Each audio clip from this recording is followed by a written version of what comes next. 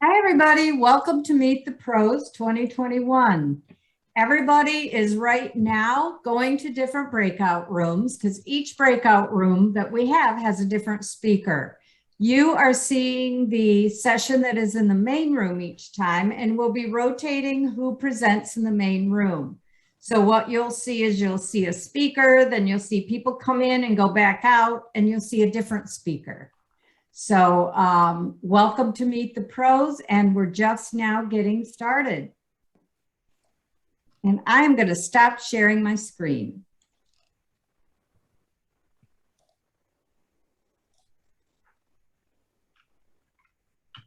I'm going to work. If anybody wants to private message me, I'll move you to the rooms because not everybody can move to the rooms on their own. So go ahead, Kirk. Okay. I'm just letting you know that too. Okay. Hi, I'm Steuck. I run a small business in San Antonio, Texas.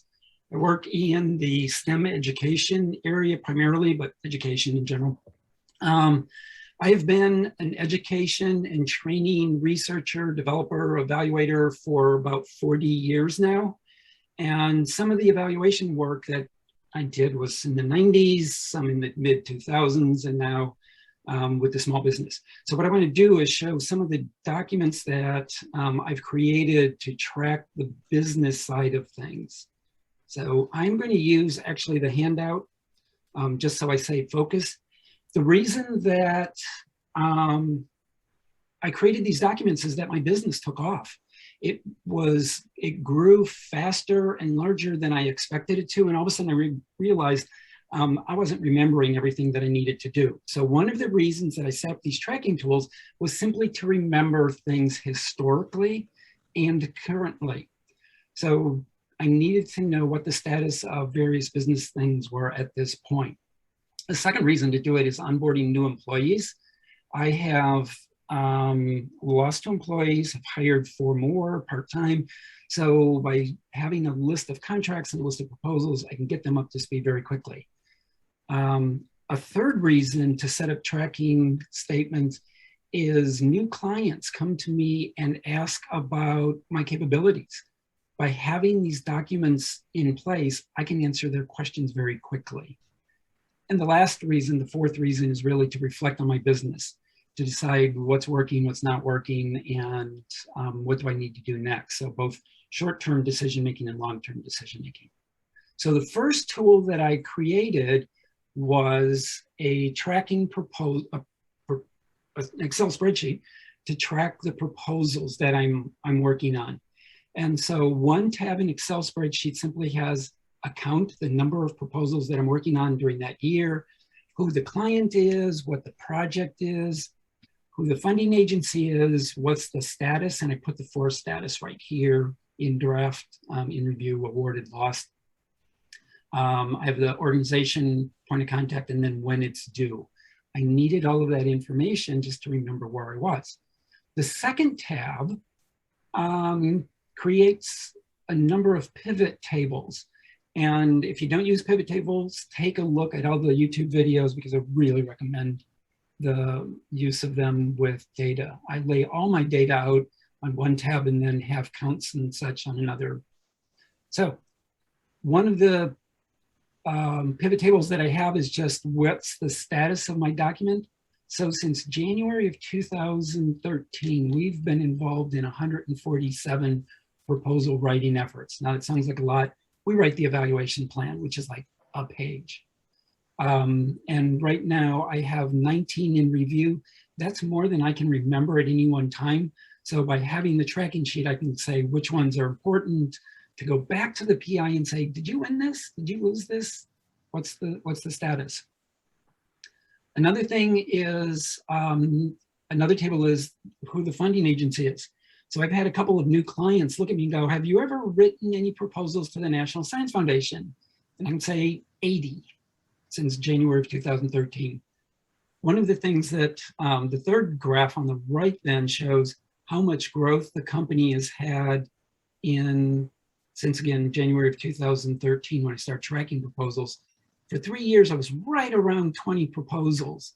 And this year I'm already at 32. And so you can see this growth that impacts my business decisions because one, I have to figure out who's going to write the proposal, which is my team, but also do I need to stop for a moment and take a pause on proposal writing because that's a cost center for me.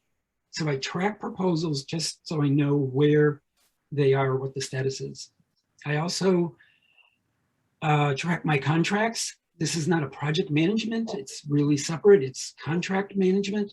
So I have one sheet with the data, the project name, the client, the funding agency, the dates of the contract, because some of them are 1 year, 3 years, 5 years, who the participants are, and who the clients are.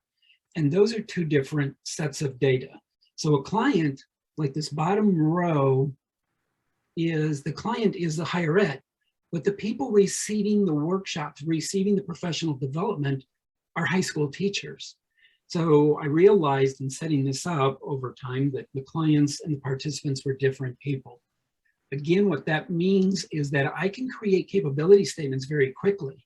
And I can say right now I have 22 active contracts, 14 are in higher ed, 4 are with K-12, 4 with nonprofits.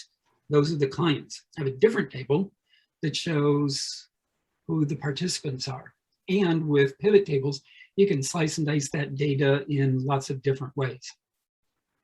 Another important one is for these 22 active contracts, how many are with National Science Foundation, how many are with National Institutes of Health.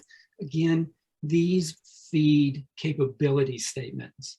So when I need to write a proposal, I can just go quickly grab the numbers that I need for that. How am I doing on time?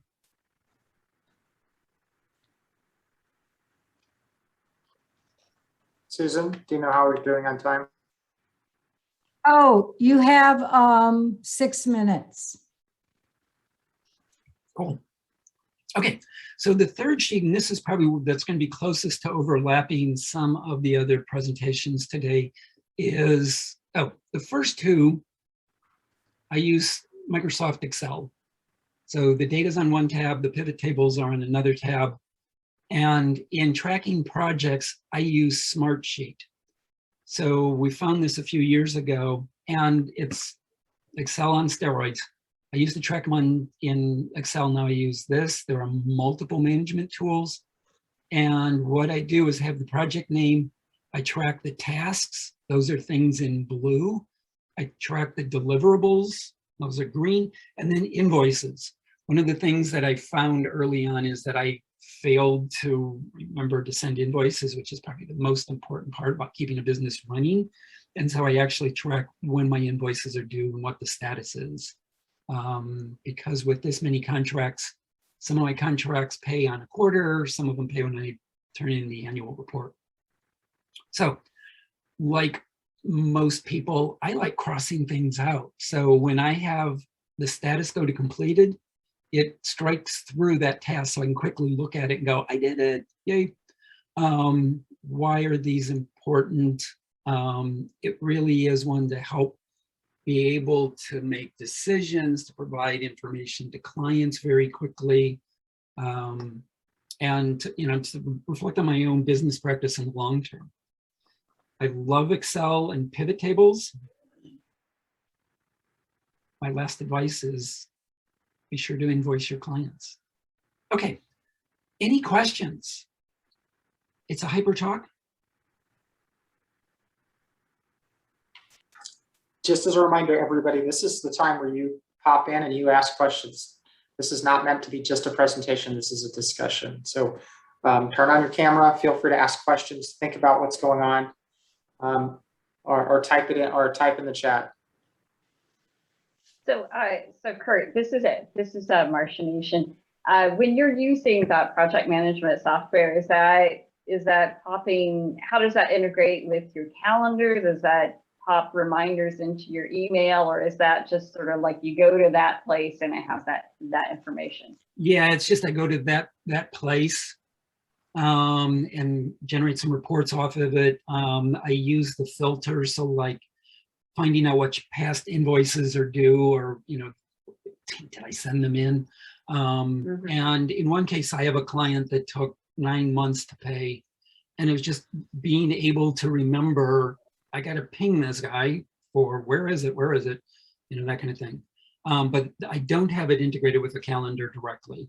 There's, with the 20, well, there's 22 active contracts, and you saw that one has multiple lines. You know, that spreadsheet gets close to 200 lines. And when you throw in the old contracts, the lines are even more. So there's too many dates to track into a calendar. I could do like deliverables. It's more of a manual. We do a review with the team about every other week. I'll go through that and look at it and say, this is what's coming up, and so on. So I use it in the team meetings. My whole team has access to it, so they can see what's coming up and what's due. You said you had 3 tools, but I think you only talked about 2 tools. The contract, the proposal tracking is one.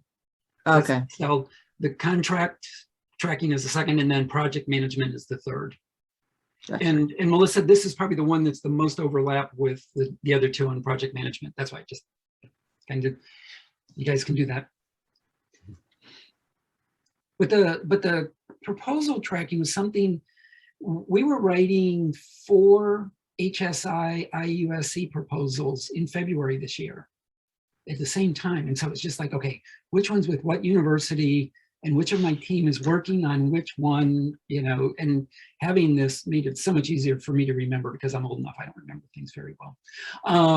But it's also one that I'm now looking at those that we submitted in January and February, and go back to the PIs and say, I'm assuming you haven't heard anything, or that you lost it.